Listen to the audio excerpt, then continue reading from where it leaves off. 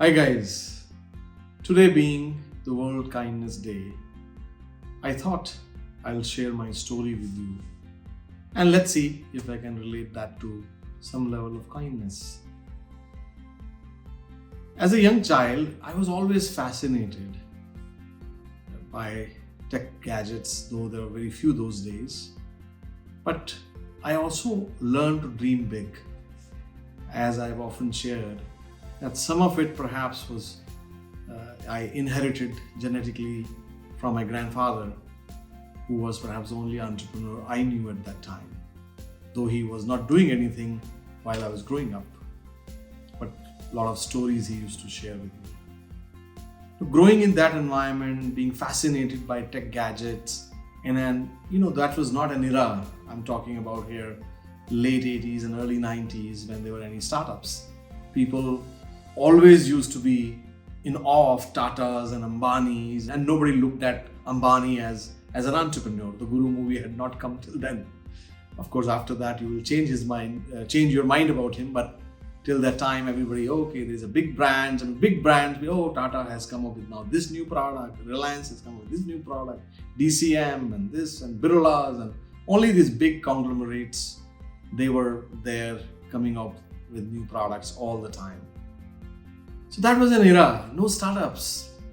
There were no startup entrepreneurs around me. And I grew in that environment and I moved to US, and of course I worked for a few years, and after that I started my first venture in early 2000.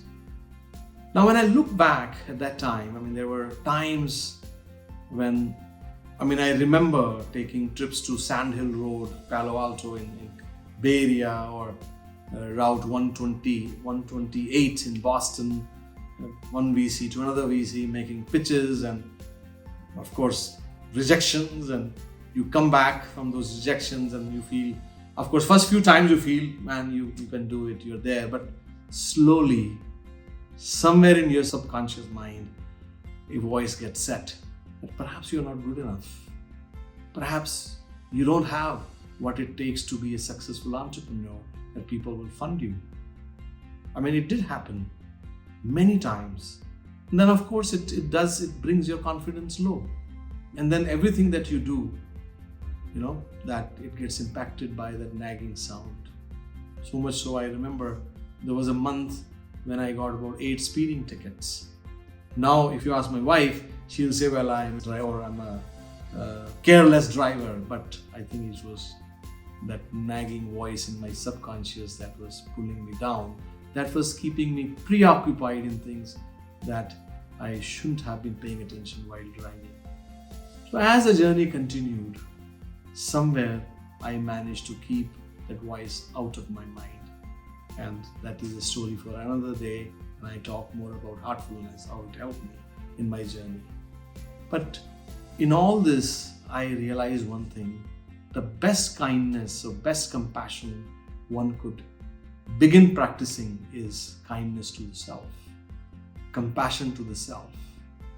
That's a good starting point before you think about being kind to others.